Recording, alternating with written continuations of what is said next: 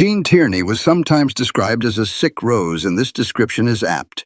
She was worshipped for her staggering beauty, but this adoration was a poisoned chalice. Behind the perfect mask was a woman who was suffering intensely. Very few have appeared more alluring or glamorous than Tierney in Laura or Heaven Can Wait. But the reality was far less glamorous. She endured brutal and barbaric so-called treatments, rejection, and alcoholism. Nonetheless, she produced brilliant performances that won her Oscar nominations, and it wasn't just movie audiences who fell in love with her, where Marilyn Monroe would later famously tread. Tierney had already been when she seduced the most powerful man in the world. This is the fascinating and ultimately tragic life of Jean Tierney. Before we travel back in time to the Golden Age, let me know in the comments where you're reading from. Dim the lights, pour yourself a classic drink, and join us as we uncover Hollywood's best-kept secrets to understand the ghost of a woman who would later haunt the screens of classic cinema. One must first look toward the cold, aristocratic winters of the American East Coast in the early 1920s. Jean Eliza Tierney was born into a world of immense privilege and rigid expectations on November 19, 1920, in Brooklyn, New York. It was a time of booming prosperity, the Roaring Twenties, where the scars of the First World War were being masked by jazz, gin, and an obsession with social standing. Her father, Howard Tierney, was a highly successful insurance broker, while her mother, Belle, was a quintessential socialite from the prestigious Taylor family. On the surface, Jean's childhood was a pristine portrait of the American dream. Yet beneath the silver spoons and manicured lawns of Connecticut, the seeds of a future Hollywood tragedy were already being sown. Growing up as the middle child between an older brother, Book, and a younger sister, Pat, Jean was sculpted by the high society circles of Connecticut. This environment was not merely a place of residence, but a training ground for a specific type of femininity. At the prestigious St. Margaret's School, Jean excelled not only in her studies, but in the arts. Displaying an early and notable talent for poetry, her poem Night was even featured in the school newspaper, a small glimpse into the observant, sensitive soul that resided behind her striking features. However, in the world of the Tierneys, artistic talent was viewed as a charming ornament for a debutante, never a career path for a daughter of the elite. The historical context of her upbringing is vital to understanding her psychological architecture. While the rest of the world plunged into the chaos of the Great Depression in 1929, the Tierneys were traveling through Europe, ensuring Jean's education continued seamlessly under private governesses. This isolation from the struggles of the common man created a bubble of perceived safety that would eventually burst with devastating force. In Switzerland, at the Brillantamont International School, a 15-year-old Jean began to sharpen the tools of her future trade, picking up fluent French and experiencing the first whispers of the world she would soon conquer. It was on a return voyage from Europe that she encountered Douglas Fairbanks Sr., a superstar of the silent era.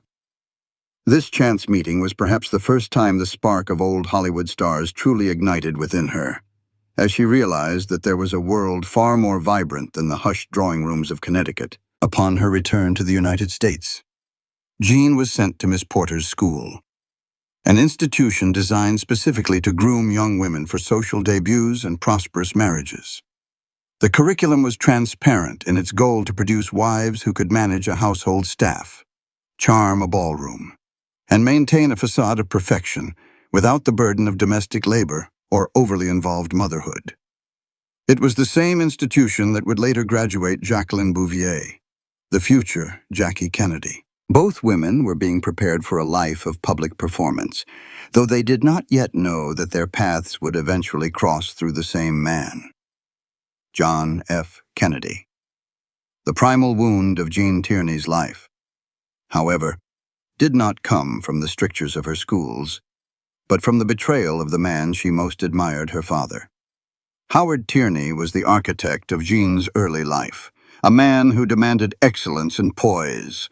When Jean first expressed an interest in acting after a screen test offer from Warner Brothers, Howard and Bell were initially appalled. They insisted she complete her social debut at the Fairfield County Club in 1938, an event Jean would later describe with visceral loathing. She viewed the debutante season as a shallow ritual where fathers spent money to rationalize their absence from their children's lives, after she had satisfied their social requirements.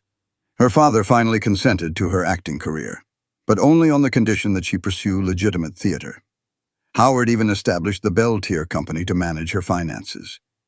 A move that appeared supportive, but was actually a mechanism of control. The true depth of the Golden Age scandal within her own family was revealed years later. When Jean eventually married Oleg Cassini against her parents' wishes, her father did not just disown her, he effectively robbed her. He stopped paying her salary from the family company and secretly siphoned off $50,000 of her hard-earned savings, a fortune in the 1940s, to cover his own failing business debts, to make the betrayal even more cutting. He left Jean's mother for another woman, shattering the family unit that Jean had spent her life trying to uphold. This profound abandonment by her shaper left Jean with a permanent sense of instability. She realized that the man who had taught her about integrity was a fraud, and the money that was supposed to provide her security had been stolen by the person she trusted most. This rift was never mended, and they remained estranged for the rest of his life. The escape for Jean was her move to New York City and eventually Hollywood. She began her journey in the theater, studying under Benno Schneider and George Abbott. Her first role on Broadway in What a Life was minor, but her beauty was so undeniable that critics were already enamored. One critic noted that she was the most beautiful water carrier they had ever seen, a backhanded compliment that hinted at the industry's obsession with her face over her craft. This was a theme that would follow her throughout her career in classic cinema. The constant battle to be seen as more than just a porcelain doll. By the time Columbia Pictures offered her a contract, Jean was desperate to flee the suffocating expectations of her social class. Her contract with Columbia was unique. It explicitly forbade any cosmetic changes to her appearance, including her slightly protruding teeth, which the studio felt added to her natural beauty. However, the reality of Hollywood was not the liberation she had hoped for. Directors initially viewed her as purely decorative, a felt figure to be dressed in expensive furs and positioned in the light. This lack of professional respect, combined with the crushing financial and emotional betrayal by her father, began to fracture her psyche. Jean Tierney was a woman caught between two worlds, the rigid, cold aristocracy of her birth and the predatory, superficial glamour of her career. She was running away from a father who had betrayed her, toward a studio system that would eventually exploit her. This was the foundation of her life, a girl who had everything on paper, but possessed nothing that could truly protect her from the darkness within. She entered the film industry not as a conqueror, but as a survivor of a family structure that had already broken her heart long before the cameras started rolling. Her journey into mental health struggles was not a sudden onset, but a slow erosion caused by the very people who were supposed to be her anchors. The transition from a high society water carrier on Broadway to the heights of classic cinema was not merely a change in geography. It was the birth of an icon sculpted by the relentless machinery of the studio system. While Jean Tierney had initially struggled to find her footing at Columbia Pictures, her true ascent began when Darryl Zanuck, the formidable head of 20th Century Fox, witnessed her performance in the play The Male Animal. In a legendary moment of Hollywood serendipity, Zanuck saw her on stage and then, later that same night, spotted her dancing at the Stork Club with Robert Morley. Struck by her staggering radiance, he famously declared her the most beautiful woman in movie history. This was the big break that would eventually lead to both international adoration and a deeply hidden, untold story of personal sacrifice. However, becoming one of the premier old Hollywood stars required more than just natural grace. It required a total physical and vocal transformation. The construction of the Tierney persona was a calculated process of refinement and suppression. Unlike many actresses who underwent extensive plastic surgery, Jean's contract with Columbia had explicitly forbidden changes to her appearance, even protecting her slightly protruding teeth, which the studio believed added a unique, natural charm. Yet, the pressure to maintain screen perfection led Jean to adopt a miracle diet she found in a magazine, which involved eliminating starches and surviving on salads and lean meats. She would later admit that she remained on this restrictive regimen for 20 years, living in a state of near constant hunger to satisfy the industry's demand for her to remain voluptuous, yet incredibly slim. This early obsession with control over her body was a precursor to the mental health struggles that would plague her later years, as she prioritized the image on the screen over her own physical well-being. Her vocal transformation was even more drastic. After her film debut, in The Return of Frank James, Jean was horrified by the sound of her own voice, which she disparagingly likened to Minnie Mouse. Her solution was as lethal as it was effective. She took up chain smoking to lower her register, giving her voice the smoky, sultry quality that would become a hallmark of her film noir performances. For Jean, every element of her public self was a performance designed to mask her insecurities. This constant need to project a perfect facade while suppressing her natural self created a widening rift between the woman and the star, a theme often explored in the darker corners of a Hollywood tragedy, behind the scenes of her most famous films. The reality was often far from glamorous.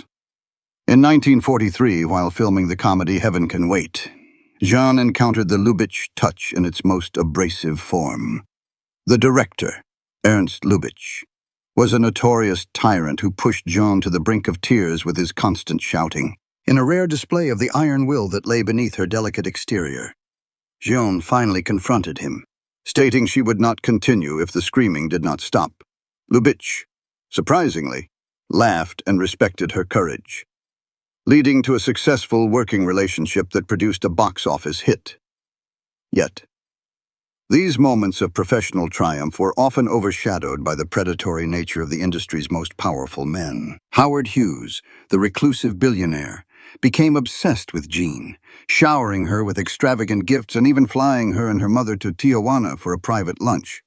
While their relationship remained platonic, Hughes's persistent pursuit was a constant reminder that for men like him, Jean was another motor to be collected.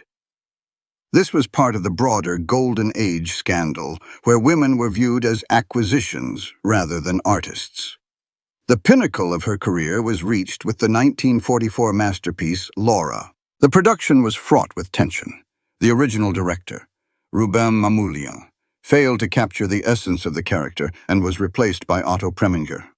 Preminger saw something in Jean that others had missed, a combination of beauty, breeding, and mystery. He transformed her into a world-class actress, allowing her to express a range of talent that transcended her looks. Laura became the definitive film noir, a story of a woman whose portrait becomes more real than the person herself. This film solidified Jean's place among the elite old Hollywood stars, but it also reinforced the public's fixation on her image, as the New York Times continued to critique her for a perceived lack of depth. Jean was actually pouring her internal turmoil into her roles. Her success continued with Leave Her to Heaven, in 1945, a film shot in glorious Technicolor that finally showcased her most striking physical trait to the world, her aqua blue eyes. Her performance as the pathologically jealous Ellen Barrett earned her an Oscar nomination and proved she could play characters with a juicy malevolence. Vincent Price, her co-star, noted that audiences could finally feel the full force of her gaze. But as the world fell in love with the Technicolor vision of Jean Tierney, her private life was descending into a Hollywood tragedy. The untold story of her rise is that the more she perfected her screen mask, the more she lost touch with the woman underneath. Her work in classic cinema provided a temporary escape, but it could not protect her from the devastating personal blow that was about to occur. The birth of her daughter and the realization that the world's most beautiful woman could not fix the broken parts of her own life. By the mid-1940s, Jean Tierney was at the absolute zenith of her fame. She was a sought-after guest for royalty and a muse for directors. Yet the pressure to maintain this level of stardom was becoming an unbearable burden on her mental health. Every film, every interview, and every public appearance was another layer of paint on a portrait that was beginning to crack. The golden age scandal of her father's financial betrayal still haunted her, leaving her with a desperate need for security that the fickle world of Hollywood could never provide. She was a woman worshipped for a beauty she felt was a poisoned chalice, trapped in a cycle of dieting, smoking, and performing to satisfy an audience that only knew the character on the poster, never the suffering woman behind the mask. This was the deceptive peak before the long, painful fall that would define the rest of her life.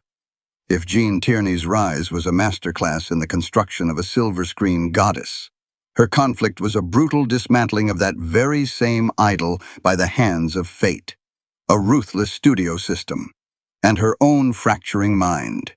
For Jean, the Golden Age scandal was not a singular event of tabloid gossip, but a slow, agonizing erosion of her humanity. The contrast between her radiant image in classic cinema and the harrowing darkness of her private life became a chasm that no amount of fame could bridge.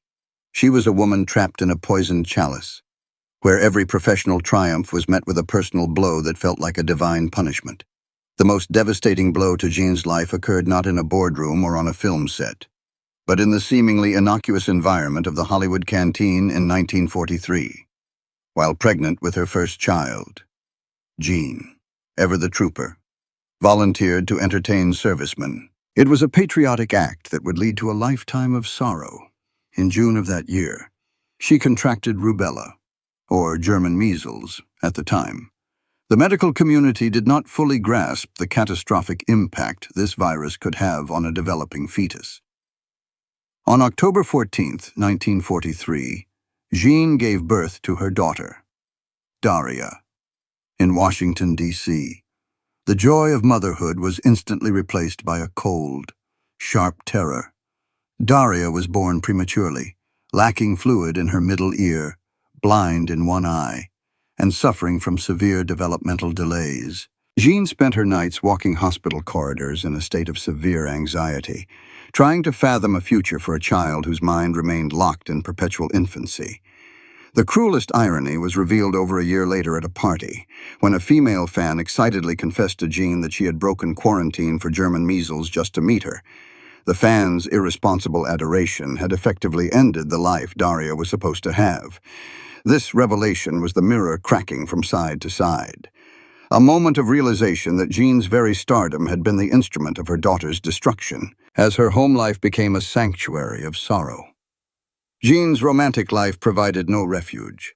Her marriage to Oleg Cassini, already tempestuous and plagued by his quick temper, could not withstand the strain of a disabled child. Cassini, obsessed with his Russian aristocratic lineage, was ill-prepared for the reality of a less-than-perfect daughter and left Jean in 1946. Heartbroken, Jean sought comfort in the company of a young war hero and Harvard graduate John F. Kennedy. Their connection was deeply rooted in shared, silent traumas. Kennedy's own sister, Rosemary, had been mentally disabled and subsequently lobotomized by her parents to protect the family's political reputation. Jean and Jack found a rare understanding in one another, a delightful dialogue where Kennedy was protective and solicitous. Yet, even this escape was an illusion. In a whisper during a New York lunch, Kennedy told her, "You know, Jean, I can never marry you." The ambitions of the Kennedy clan had no room for a divorced actress with a disabled child. This rejection was followed years later by another Prince Ali Khan. Though Khan proposed and Jean served as his hostess on the French Riviera, his father, the Aga Khan III, forbade the union, threatening to disown his son if he married the actress. Jean was a woman who could be worshipped by millions on screen, but was deemed unfit for the dynasty she truly desired to join. While Jean's personal life was in shambles, the Hollywood studio system acted as a relentless crushing machine. Darryl Zanuck and the executives at Fox viewed Jean's mental health struggles as an inconvenience rather than a medical crisis. During the filming of Left Hand of God in 1955, Humphrey Bogart noticed Jean's extreme stress and disorientation. She often failed to recognize friends and struggled with her vision. Bogart alerted the studio, but they dismissed his concerns, coldly stating that Jean is a trooper to the moguls. Her value was purely economic, as long as she could stand in the light and deliver lines. Her internal darkness was irrelevant. When she finally reached a breaking point and requested a leave of absence, the studio did not offer support. They suspended her, a standard punitive practice that cut off her income when she was most vulnerable. Compounding this institutional cruelty was the poisoned pen of the media, specifically Bosley Crowther of the New York Times. For decades, Crowther seemed to have a personal fixation on destroying Jean's confidence. He relentlessly savaged her performances, calling them inexpressive, naive, and disappointing, regardless of the critical acclaim she received elsewhere. To a woman who already felt like a fraud and a failure as a mother, these public lashings were unbearable. Jean took these critiques to heart, her sensitivity making her the perfect target for a press that thrived on the savaging of old Hollywood stars. By the mid-1950s, the mask of the star had completely shattered. Jean spiraled into a state of paranoia and seclusion, convinced the world was scrutinizing her every move. Her brother eventually intervened, checking her into an expensive New York sanitarium. It was here that Jean encountered the true horrors of 1950s psychiatry. She was subjected to barbaric electric shock therapy, ECT, a process she described as the most degrading time of her life. Restrained in a chair with a padded stick between her teeth, Jean was jolted until she urinated involuntarily and suffered from massive memory loss. She felt like a lab rat, a pawn in a medical system that used pain as a stabilizer. When shock therapy failed to cure her mania, doctors wrapped her in frozen sheets for hours, believing high body temperatures were the cause of her instability. The climax of this Hollywood tragedy occurred in the spring of 1957. Living with her mother in a 14th-floor New York apartment, Jean found herself standing on a window ledge, only 2 feet wide, for 20 minutes. She pressed her back against the rough bricks, looking down at the street below, feeling a terrifying sense of serenity. The only thing that stopped her from jumping was not a sudden will to live, but a final flicker of the very vanity Hollywood had instilled in her. She thought about the gruesome aftermath of the fall, how she would look like a scrambled egg, and decided she wanted to die in one piece. When police arrived, the woman who had once seduced the most powerful man in the world was reduced to lying, claiming she was simply cleaning the windows. This was the absolute nadir of Jean Tierney's life, a goddess of classic cinema contemplating a messy death just to escape the relentless pressure of being Jean Tierney. Jean Tierney's journey beyond the peak of her fame was marked by a quiet, determined struggle to reclaim her own mind from the rubble of a Hollywood tragedy. After the harrowing window ledge incident, her family sought out the Menninger Clinic in Kansas, a place where she finally found a reprieve from the barbaric treatments of her past. In a move that shocked the world of old Hollywood stars, Jean Tierney took a job at a local ladies' apparel shop, folding clothes and serving customers to touch a reality she had long forgotten. It was during this period of recovery that she met W. Howard Lee, a Texas oilman who offered the stability that the golden age scandal of her youth had stolen from her. Though she briefly returned to the screen for projects like Advise and Consent, the glitz of classic cinema no longer held the same allure. By the late 1960s, she retreated into a life of relative seclusion in Houston, seeking to stabilize her mental health away from the predatory glare of the spotlight. The end for the woman with the aqua-blue cat-like eyes came not with a dramatic bang, but with a labored, final breath. On November 6, 1991, Jean Tierney passed away in Houston, Texas, just days before her 71st birthday. The cause of death was emphysema, a bitter legacy of the chain-smoking habit she had adopted decades earlier to save her career by deepening her voice. Her death was a poignant reminder of the physical cost of being a star in the era of film noir, where even one's breath was a commodity to be traded for a more sultry tone. This final chapter of her Hollywood tragedy was written in a state of quiet dignity, far removed from the lab rat conditions of the sanitariums. There was no frantic crowd or flashing bulbs at her bedside. Instead, there was the silence of a woman who had finally found the serenity she had once sought on a window ledge. The world's reaction to the loss of this classic cinema icon was a mixture of deep reverence and a renewed fascination with the untold story she had shared in her autobiography. Self-portrait. Unlike many old Hollywood stars who took their secrets to the grave, Jean's legacy was one of radical honesty regarding mental health. Her funeral was a somber gathering of those who remembered her not just as Laura, but as a survivor of a golden age scandal and the system's most crushing gears. While the New York Times had often been her harshest critic in life, the industry eventually conceded that her talent was as symmetrical and enduring as her face. Today, her image remains perpetually immortalized on film, a haunting reminder that behind the flawless portrait of film noir, there was often a human soul fighting a desperate, invisible war. When we look back at the staggering beauty of Jean Tierney, we must confront the poisoned chalice that came with it. At the start of this journey, she was described as a sick rose, a woman worshipped for a doll-like appearance while suffering intensely behind a perfect mask. The price she paid for her place in classic cinema was staggering. She remained hungry for 20 years to satisfy studio demands and took up a chain-smoking habit that would eventually end her life just to deepen her voice. We are drawn to her Hollywood tragedy because it exposes the ultimate paradox of fame. We see a woman who possessed aqua-blue cat-like eyes and an uncannily symmetrical face. Yet she felt like a lab rat during her most vulnerable moments. Her struggle reminds us that the image we see on the screen is often an aura of mystery that masks a very human, very fractured reality. The tragedy of Jean Tierney is not merely a story of bad luck. It is an indictment of a heartless industry. The golden age scandal of her life was worsened by a studio system that viewed actors as neurotic by nature and ignored Humphrey Bogart's pleas for her to receive help.